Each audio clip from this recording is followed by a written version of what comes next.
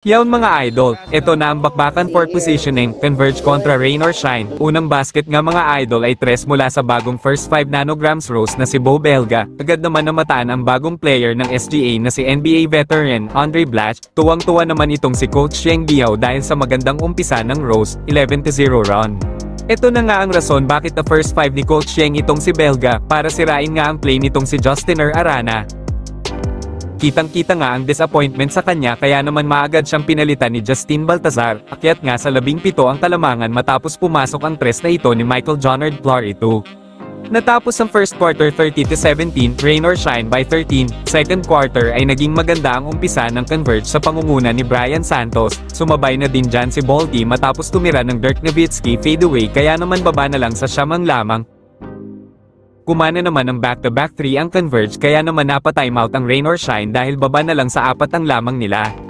Unti-unti naman ang nararamdaman ng presensya ng import ng Rose kaya naman balik sa 6 ang lamang. Gandang depensa naman at agaw ang pinakita dito ni Winston kay Adrian Nochem.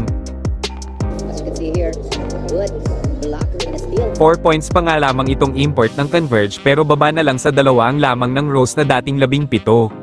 Reklamo na nga din itong si Coach Sheng dahil lamang na nga sa unang pagkakataon ang Converge, natapos ang halftime 47-43, Converge by 4. Quarter ay agad inumpisahan ni Jordan Heading sa 3 kaya naman nakuha ng Converge ang kanilang pinakamalaking kalamangan. Back-to-back baskets naman ang binawi ni Jordan Florito kaya baba sa 3 ang lamang ng Converge. Mainit naman itong si Jordan Heading na agad kumana ng 8 points sa third quarter.